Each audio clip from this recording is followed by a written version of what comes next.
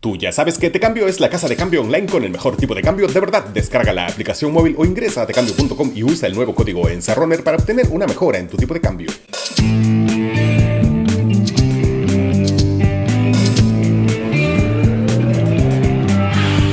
Hola, soy Marcos Cifuentes, bienvenidos a La Encerrona, tu mini noticiero en pandemia. Hoy es lunes 11 de octubre de 2021 y vamos a hablar del Colegio Médico del Perú, que a quizás a algunos le puede parecer un tema lejano, quizás es lejano hasta que te enfermas o te accidentas o por lo que sea necesitas una atención médica y en vez de un médico te toque un artista. ¿Qué está pasando? La actual gestión del Colegio Médico del Perú, que está a unas semanas de irse del cargo, ha propuesto un proyecto para actualizar el Código de Ética y Deontología Médica, que es el manual más importante en el ejercicio de la profesión médica. ¿Pero por qué es polémico este nuevo Código de Ética? Porque resulta que propone que un médico puede guiarse en su labor por su arte médico. Esto puede sonar bonito, ¿no? Hasta que te das cuenta que abre las puertas al uso de la pseudociencia en la salud pública. El proyecto propone cambiar el artículo 13, que establece el ejercicio de la medicina con bases científicas, pero incluye el término arte médico.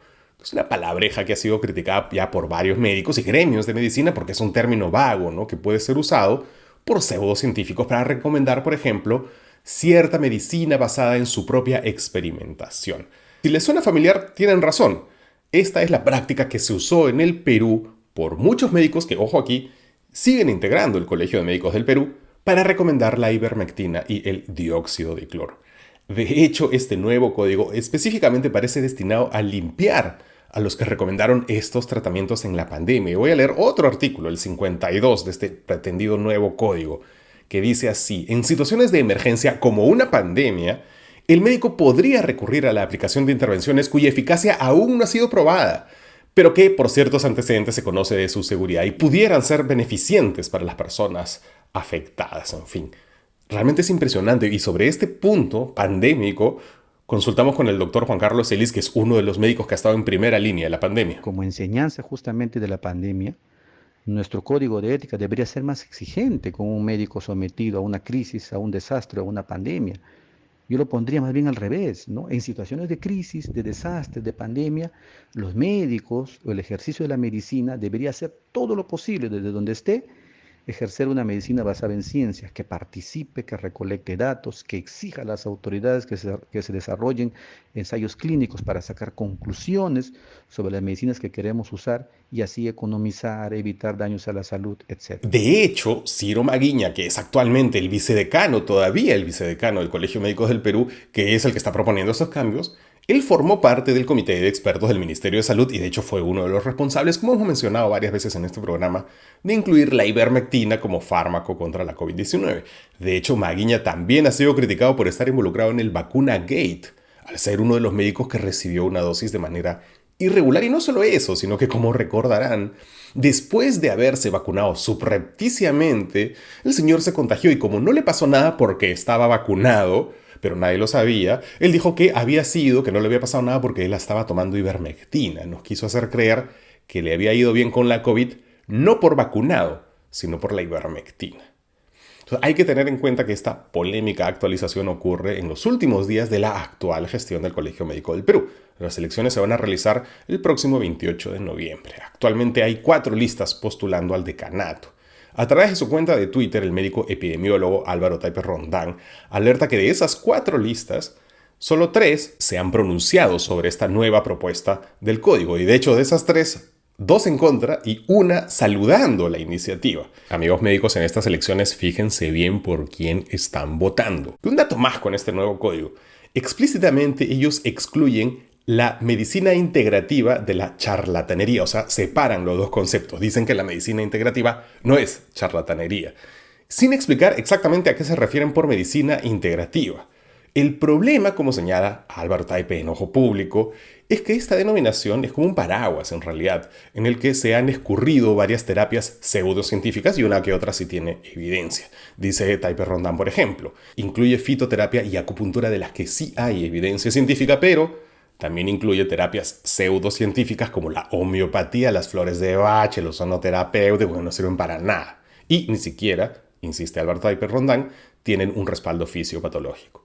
Pues ante este tremendo revuelto sobre el cambio, ya salió el Colegio Médico a lanzar su pronunciamiento y decir que ellos han abierto un buzón de sugerencias. Entonces, muy bien, nosotros vamos a meter en el buzón de sugerencias este audio del doctor Celis. Muy grave, por lo que está haciendo ahí es justamente flexibilizar la práctica médica para dar paso a los farsantes, a los charlatanes, a los vendedores de cebo de culebra, a los que creen que alcalinizar la sangre cura el cáncer, a los que creen que hay una bioenergía que tengo que movilizar haciendo esto para curarme de la gastritis, etc.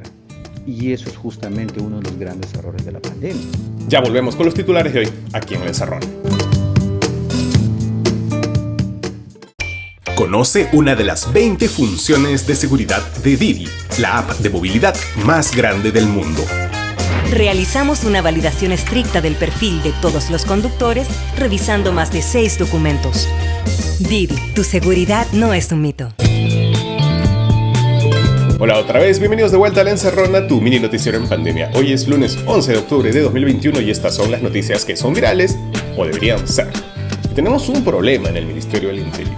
El ministro ha cancelado operativos contra la hoja de coca que va al narcotráfico.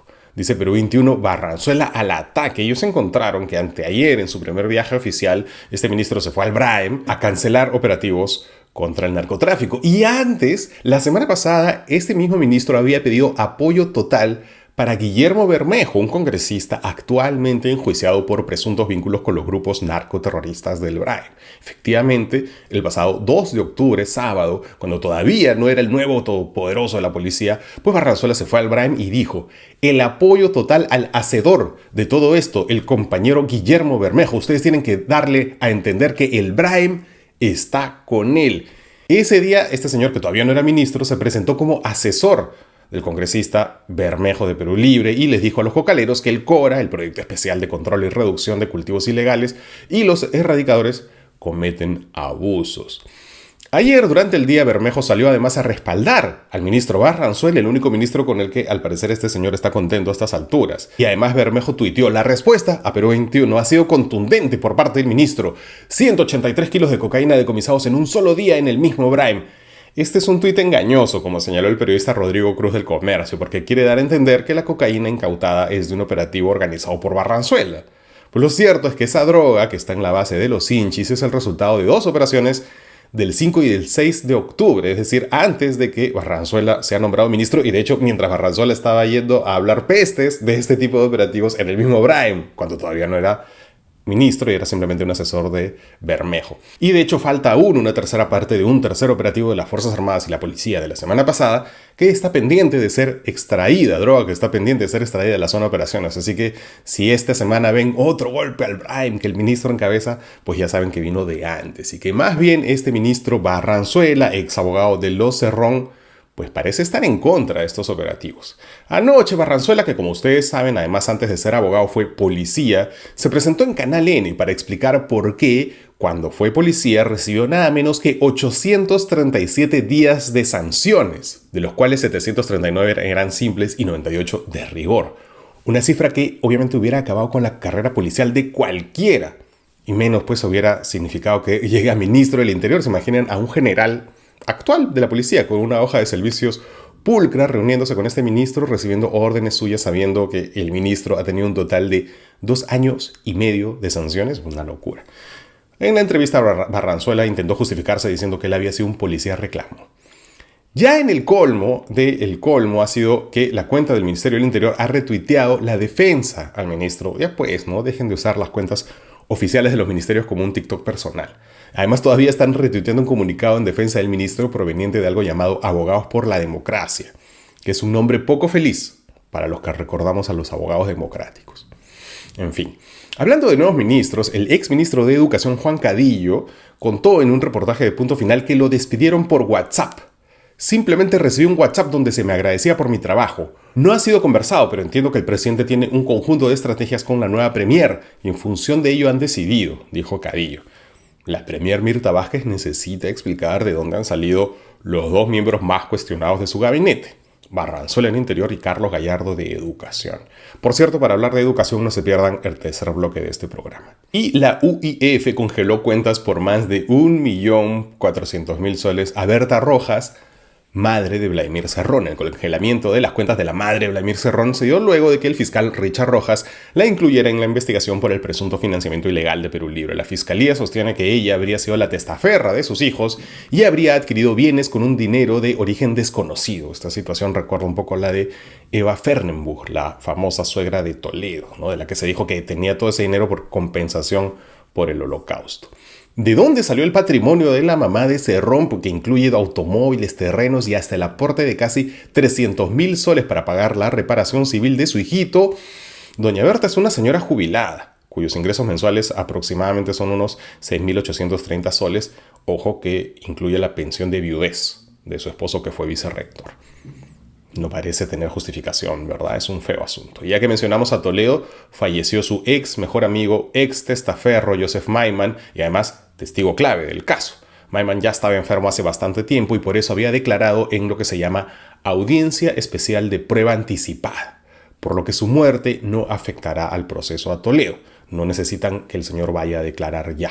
Y siguen saliendo revelaciones de cómo gastó Fuerza Popular todo el dinero que recibió por ley, gracias a tu voto, pero del Estado peruano y dinero de todos los peruanos. Este es un reportaje de Christopher Acosta para Punto Final, bastante completo. Habló en realidad de varios partidos, pero lo que destacó más y ha sido trending topic todo el día ha sido Fuerza Popular contratando a quien hasta hace unos pocos años fuese un fiero detractor, crítico y vilipendiador del fujimorismo, Fernando Rospigliosi, porque le pagaron para que elabore un informe sobre seguridad ciudadana. Acá están las facturas, son 2. En total recibió 180.000 soles, los cuales fueron cancelados un mes antes de que fuera presentado como parte del equipo técnico del fujimorismo. Esto fue en diciembre del año pasado. Y hablando del fujimorismo, Keiko Fujimori participó en un evento de Vox, el partido de la ultraderecha española. No solo ella, también Francisco Tudela, el ex vicepresidente de su papá. Pero en el caso de la lideresa de Fuerza Popular, pues Keiko fue presentada como una de las valientes que no se resigna a ver cómo destruyen su libertad y su patria. Estoy convencida que Viva 21 es un símbolo de la unidad hispana frente a la amenaza del llamado socialismo del siglo XXI, que ha envenenado por décadas a nuestros jóvenes y tergiversado nuestra real historia. A mí esto ya no me sorprende, lo que me sorprende es que esto le parezca normal a la mayoría de medios, que no dice absolutamente nada, no reporta que esto ha sucedido. Los mismos medios que cada vez que Evo Morales va al Perú hacen una transmisión en vivo desde su desayuno, a ver si está comiendo chicharrón o no, si está comiendo ceviche finalmente, si ve el mar. Está bien, ¿no?, que se haga eso con Evo Morales, pero pues también tendría que hacerse lo mismo con Vox. Vox es un partido casi al borde de ser neonazi. Que la supuesta lideresa de la oposición participe en sus eventos es bien grave. Y ojo, el gobierno ha declarado en emergencia sanitaria a 15 regiones por brote de dengue. 51 distritos priorizados de los departamentos de Piura, San Martín, Loreto, Huánuco, Junín, Cajamarca, Cusco, Madre de Dios, Ayacucho, Lima, Amazonas, Ucayali, Pasco, Tumbes, Ica están en situación de emergencia sanitaria por el dengue. Los casos se han duplicado respecto del año anterior. Vayan con cuidado.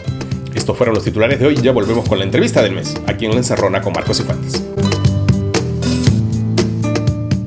¿Todavía pierdes el tiempo lavando y planchando ropa? Descarga la app Jeff y realiza tu pedido. Ellos recogen tu ropa donde y cuando quieras, lavan, planchan y las entregan justo a tiempo. Con Mr. Jeff, olvídate de lavar y planchar. Descarga la app Jeff.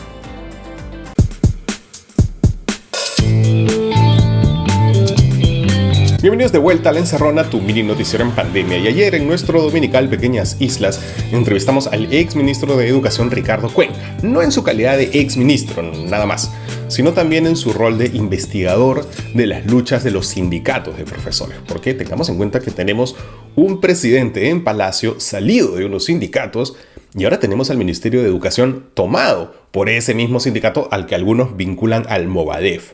Entonces llamamos a Ricardo Cuenca para que nos dé una clase maestra de siglas, ¿no? CONARE, FENATE, SUTEP, qué significan, sobre todo qué pretende cada una sobre el tema más importante siempre. El tema más importante siempre en el Perú, la educación. Perdóname, y entonces tú básicamente lo que estás diciendo aquí es que CONARE es casi una extensión de Sendero.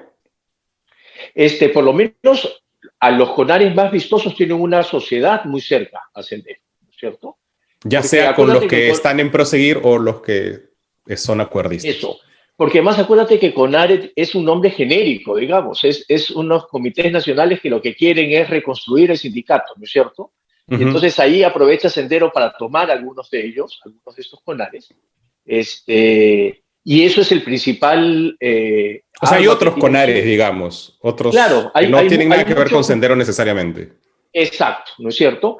Que han empezado a no llamarse CONARES porque están asociados a Sendero y no quieren asociarse, que es la enorme complejidad que pasa en la famosa huelga del 2017, cuando ya llegamos se vuelve famoso el profesor Castillo. Y decías hace un rato que la huelga del 2017 en realidad no tuvo una consecuencia beneficiosa para los maestros. O por lo menos clara para los reclamos, ¿no es cierto? Se pidió que haya evaluación y dijo, sí, va a haberse evaluación, pero claro, siempre hay evaluación, ¿cierto? Ya. Y entonces, ¿cómo es que esa huelga genera un personaje tan exitoso que ahora es el presidente? Y que ahora está formando un partido. Un partido sobre la base de esa huelga, el partido magisterial, y está formando un sindicato que además ha logrado algo que, corrígeme si me equivoco, no ha logrado ningún CONARE. El FENATE, que es el sindicato que fundó Pedro Castillo, pues apenas Maraví lo nombraron ministro de Trabajo, este señor lo legalizó y ya está. Entonces... ¿Cómo es que esta huelga, que al parecer pues, no llegó a un buen puerto, pues genera todas estas consecuencias positivas para el que asume el liderazgo?